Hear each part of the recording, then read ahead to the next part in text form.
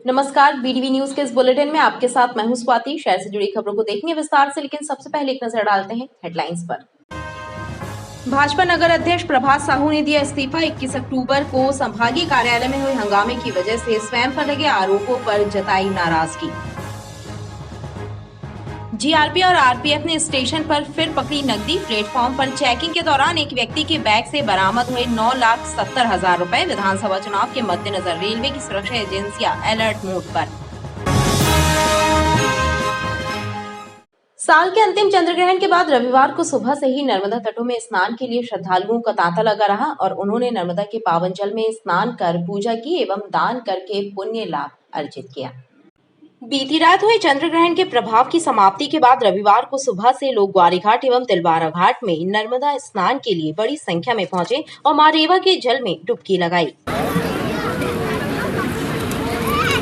ग्रहण के दोष का प्रभाव खत्म होने के बाद पवित्र नदियों में स्नान करने का विशेष महत्व है और यही वजह है कि श्रद्धालुओं ने स्नान कर पूजन किया एवं दान करके पुण्य लाभ अर्जित किया। यहाँ पर जो चंद्रग्रहण कल पड़ा था पूरे भारतवर्ष में दिखा था और चंद्रग्रहण के पश्चात स्नान, दान और व्रत ये सब रहता है, तो स्नान करने के लिए आई हूँ। आज बहुत अच्छा माहौल है और तिलवारा में काफ़ी भीड़ है। सभी दर्शनार्थी जितने हैं स्नान कर रहे हैं, दान धर्म कर रहे हैं और बहुत ही अच्छा लग रहा है, अपने पुण्यों की प्राप्ति कर रहे हैं। कल से चंद्रग्रहण लगा था 4:15 से आज उतरा है, तो यहाँ दर्शन करने के लिए आए हुए हैं। दान पुण्य करना चाहिए। कल जो है हमारे यहाँ चंद्रग्रहण था रात्रि में और उस सूतक जो है 4:05 से लग गया था। रात में जो है सूतक उतर गया और आज आप जो यहाँ जन सैलाब देख रहे हैं, माँ नर्मदा का आशीर्वाद लेने, स्नान करने, दान पुण्य करने के लिए तमाम दूर दूर से लोग जो आए हुए हैं वो सब यहाँ दान पुण्य कर रहे हैं, स्नान कर रहे हैं और माँ का आशीर्वाद ले रहे हैं। चंद्रग्रहण के बाद मंदिरों के कपाट भी खुल गए और भक्तों ने मंदिरों में पहुंचकर भगवान की आराधना की। गौरतलब है कि बीती रात लगभग 2:30 बजे ग्रहण का प्रभाव समाप्त हुआ और उसके 9 घंटे पहले से ही मंदिरों के कपाट बंद कर दिए गए थे। शरद पूर्णिमा पर चंद्रग्रहण का साया पूरे देश में रहा और देर रात लगभग 2:30 बजे इसका प्रभाव समाप्त हुआ और रविवार की आज सुबह ही मंदिरों के कपाट खुल गए एवं पूजन अर्चन का दौर शुरू हुआ। भक्तों ने मंदिरों में जाकर भगवान का विधिवत पूजन किया और उन्हें भोग अर्पित किया। श्रद्धालुओं ने बताया कि ग्रहण के 9 घंटे पूर्व सूतक काल आरंभ हो गया था, जिसके चलते मंदिरों के कपाट बंद कर दिए गए थे। देवता एक समय के लिए कष्ट में आ गया, जब कष्ट में आ गया तो फिर उसका दर्शन वर्जित किया गया और वर्जित करने के बाद जब देवता का कष्ट दूर हुआ तो पुनः उसके कपाट खुल गए जनता को उद्धार करने के लिए।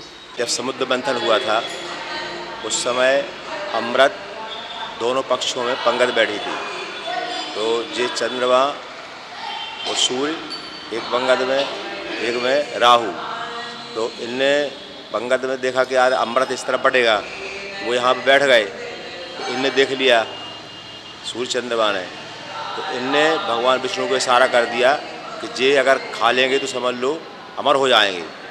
तो उनने मुंह में अपने डाला ही है कोर और इनने बता दिया, तो भगवान विष्णु ने चक्र से उनका धड़ अलग कर दिया। तो जितना वो अलग हो गया है ना उतना अमर हो गया है। आज भी रामायण में इसकी पुराण में कथा है, ग्रसह नाव राहु ने संधि पाई। जब वो संधि पे आते हैं तो वो क्या है उसको लीलते हैं, लेकिन वहाँ से बाहर आ जाता है, तो अपन बोलते हैं ग्रहण पड़ गया और अब ग्रहण उबल गया।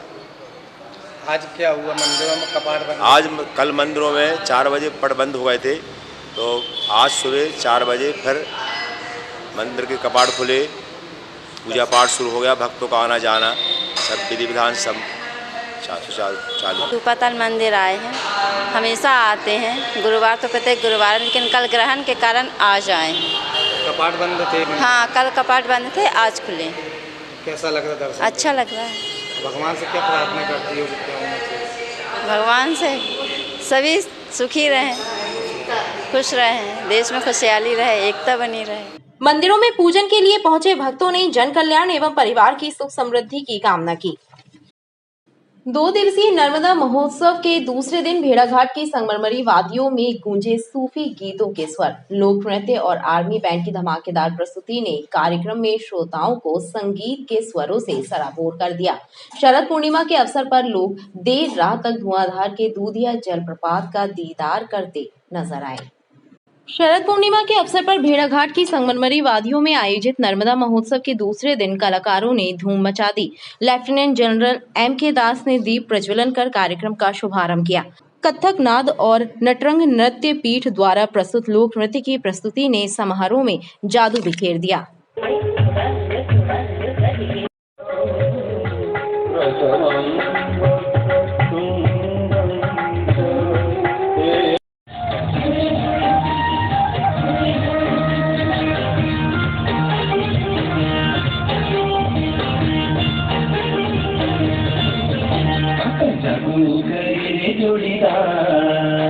नर्मदा माँ के किनारे पूजन करना अपने आप में बहुत बड़ा सौभाग्य है।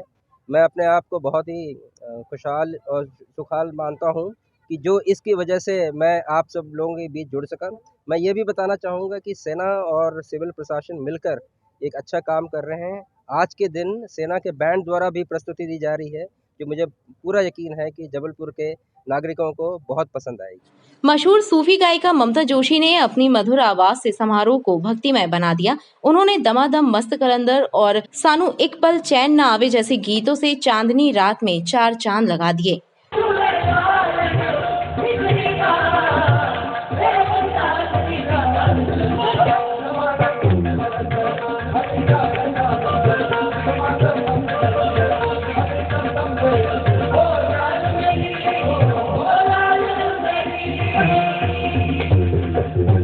मैं भी नर्मदा के नीचे जो चंद्रमा की वो रोशनी पड़ती है, कहीं मैं भी देखूं, और वो आज देखी और बहुत अच्छा लगा कि जब आप भारत के इस कोनों में जाते हैं जहां आध्यात्मिक श्रद्धा लेके लोग मनोरंजन का साधन है, ना कि खाली इंटरटेनमेंट। ये म्यूजिक फंक्शन नहीं है, लोगों की श्रद्धा, लोगों की आस्थाएं जुड़ी होती हैं। तो ऐसे जगह पे जाना मुझे खुद अच्छा लगता है, क्योंकि मैं कबीर साहब को गाती हूँ, मैं मीराबाई को गाती हूँ, मैं शिव बाबा को गाती हूँ। तो आज कोशिश करेंगे कि उन्हीं की चीजों मैं प्रस्तुत करूँ। आर्मी बैंड ने देशभक्ति के गीतों से श्रोताओं के दिलों में जोश भर दिया। उनकी शानदार प्रस्तुति सुन प्रत्येक दिल से भारत माता की जय और वंदे मातरम के जय घोष सुनाई दिए। नर्मदा महोत्सव 2023 के रंगारंग कार्यक्रम के साथ नर्मदा की कलकल धारा और धुआंधार के दूधिया जल प्रपात की सुंदरता देखते ही बनी। लोग बड़ी संख्या में प्रकृति के इस मनमोहक सौंदर्य के साक्षी बने।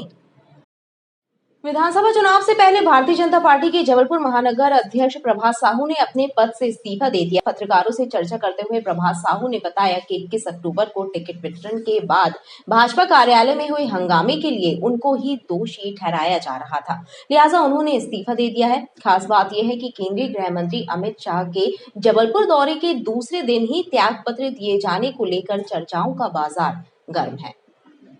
भारतीय जनता पार्टी के जबलपुर के नगर अध्यक्ष प्रभात साहू ने अपने पद से इस्तीफा दे दिया है। मीडिया से चर्चा करते हुए उन्होंने बताया कि 21 अक्टूबर को भाजपा कार्यालय में हुए हंगामे को लेकर उन पर ही सवाल उठाए जा रहे हैं और इसी बात से आहत होकर वो त्याग पत्र दे रहे हैं। इस मामले की जांच की मांग को लेकर प्रभात साहू ने पार्टी आलाकमान एवं प्रदेश अध्यक्ष से भी चर्चा की थी, परंतु भाजपा के शीर्ष नेता अमित शाह के जबलपुर दौरे के दौरान पार्टी के आला अधिकारियों ने उन्हें अमित शाह से मुलाकात करवाना भी मुनासिब नहीं समझा। इस बात की टीस भी प्रभात साहू के चेहरे पर नजर आई। उनका कहना है कि जिन्होंने हंगामा कराया उनकी मुलाकात शीर्ष नेतृत्व से करवा दी गई, जबकि उन्हें तवज्जो नहीं दी गई। 21 तारीख को जो घटना हुई उसने तो पार्टी को बहुत डैमेज किया ना। आखिर पार्टी की जो एक अनुशासन की छवि थी, पार्टी ये मानी जाती थी कि दीनदयाल जी के आदर्शों पर चलने वाली भारतीय जनता पार्टी है, तो क्या उस पूरे घटनाक्रम से भारतीय जनता पार्टी को और भारतीय जनता पार्टी के चेहरे को दाग नहीं लगा? क्या नुकसान नहीं हुआ? और नुकसान हुआ था तो पार्टी नेतृत्व को इस पर गंभीरतापूर्वक चिंतन करना चाहिए था। अच्छा, ये जो टिकट बांटना, देखिए टिकट वितरण पहले हो चुका। यदि मुझे टिकट को लेकर कोई आपत्ति होती तो मैं 21 तारीख को टिकट घोषित हुई थी, 22 तारीख को 23 तारीख को अपनी प्रतिक्रिया देता। वो मैं उस बात से सहमत नहीं हूँ और पार्टी का जो निर्णय है उस पार्टी के निर्णय से मैं सहमत हूँ। कि नेतृत्व यदि पार्टी को लगता है कि नहीं मुझे जवाबदारी से काम करना चाहिए पर मैं उनसे फिर भी आग्रह करना चाहूँगा कि एक बार ये तो तय होना चाहिए, ये जवाबदारी तय होना चाहिए कि उस दिन उस घटना में कौन लोग जवाबदारी थे, मैं था या मैं नहीं था। मैं नहीं था तो मुझे बताया जाना चाहिए कि नहीं, आपकी उस घटना में कहीं कोई रोल नहीं। मैंने लगातार पार्टी के नेतृत्व को इस बात की जानकारी दी, उनको सारा संज्ञान है इस बात का, और मेरा ये आग्रह था कि जो लोग भी उस घटना के लिए जवाबदार हैं उन पर कार्रवाई होना चाहिए था, ताकि भविष्य में इस तरह की घटना की पुनरावृत्ति ना हो। देखिए, जिन लोगों ने घटना की वो सबको मालूम है, आप सब मीडिया के लोग भी इस बात से वाकिफ़ हैं कि 21 तारीख को कौन लोग मौजूद थे, और उनके नेता को आप समय दें, अच्छी बात है, लेकिन क्या ये ऐसे लोगों को प्रोत्साहन देना नहीं हुआ? कोई कार्रवाई होना थी। मैं इस बात से आहत हूँ। प्रभात साहू ने ये भी कहा कि वो भाजपा के कार्यकर्ता के तौर पर कार्य करेंगे और जहां भी पार्टी को उनकी जरूरत होगी वो वहां पर मौजूद रहेंगे। बहरहाल केंद्रीय मंत्री के जबलपुर दौरे के बाद ही पार्टी नगर अध्यक्ष के द्वारा इस्तीफा दिए जाने को लेकर चर्चाओं का बाजार गर्म है। दुर्गा प्रतिमाओं के विसर्जन के लिए त्रिवारा घाट में बनाए गए विसर्जन कुंड में सफाई न होने से मूर्तियों के अवशेष एवं कचरे के ढेर लगे हैं। क्षेत्रीय जनता ने सफाई व्यवस्था किए जाने की मांग की है। तिलवारा घाट स्थित विसर्जन कुंड में दुर्गा प्रतिमाओं के विसर्जन के बाद सफाई न होने से जगह जगह मूर्तियों के अवशेष पड़े हुए हैं। इसके अलावा कुंड में पूजन सामग्री भी विसर्जित की गई है। वहीं आसपास कचरे के ढेर भी लगे हैं।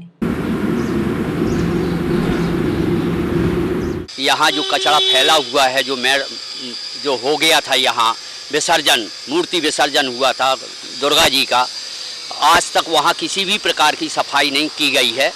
कृपया ध्यान रख करके, और मेरा अनुरोध है सबसे, पंचायत से, कि वो यहाँ से निर्देश करें कि यहाँ की सफाई सुरक्षा व्यवस्था करें।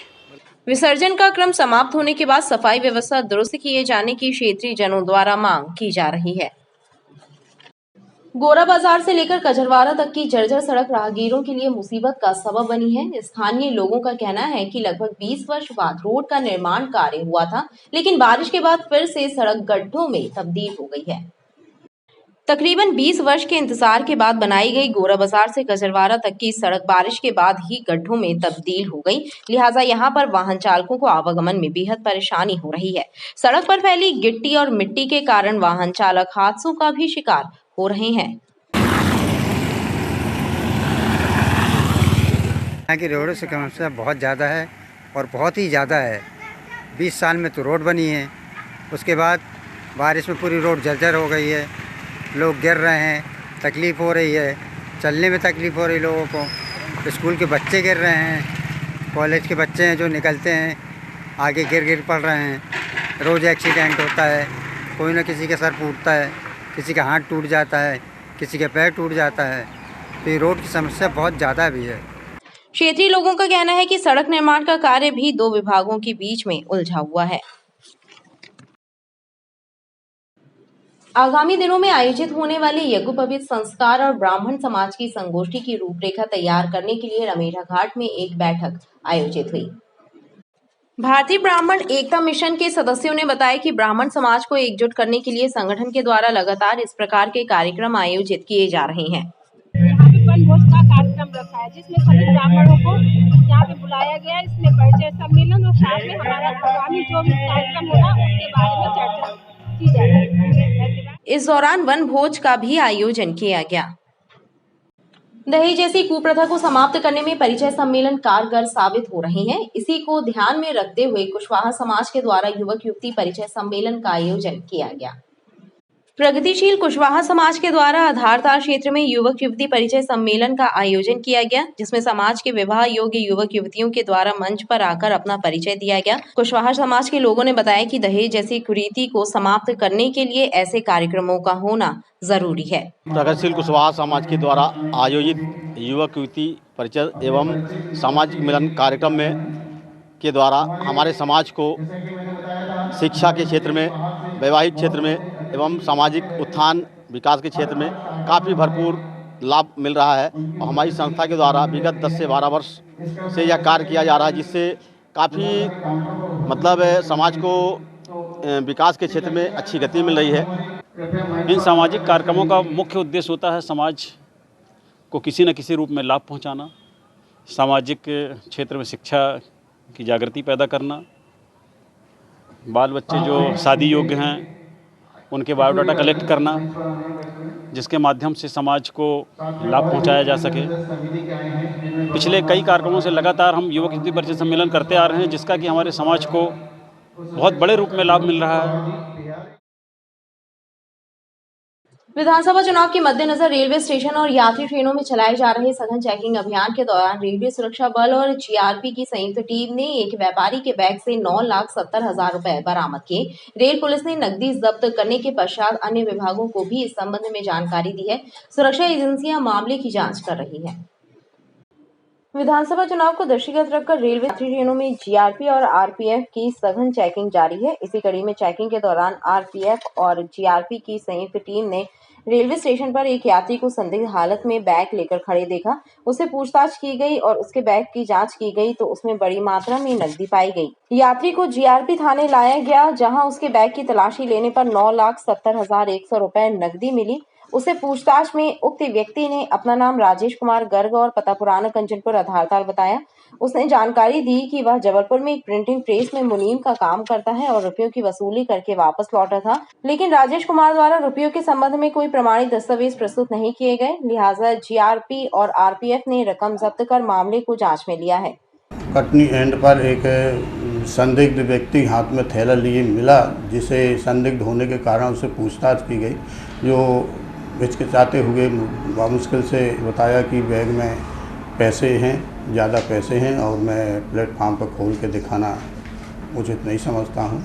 आप थाने ले चलें, मैं वहां दिखा दूंगा। थाने लेकर आए तो समझ गवाहों को उसको बैग को खुलवा के चेक किया गया, जिसमें 500 के 200 के और 100 की गड्डियाँ पाई गई। सभी नोटों को गिने गए, जो 9,70,100 रुपया पाया गया है। नोट के कौन कौन से थे उसमें? 500 के थे, 200 के थे और 100 के 50 के, जो सभी टोटल 9,70,100 रुपया थे। हाँ, जिसके वैध कागजात उपलब्ध न होने के कारण उनको अन्य मामले में चोरी के वो संपत्ति होने के संदेह में धारा 102 ज़ब्ता फौजदारी के तहत जब्त कार्रवाई की गई है। रेल सुरक्षा एजेंसियों ने इस मामले की जानकारी अन्य विभागों को भी दी है, ताकि रुपयों के संबंध में और भी जानकारी हासिल कर अग्रिम कार्रवाई की जा सके। खबरें लगातार जारी हैं, आप देखते रहिए BTV न्यूज़।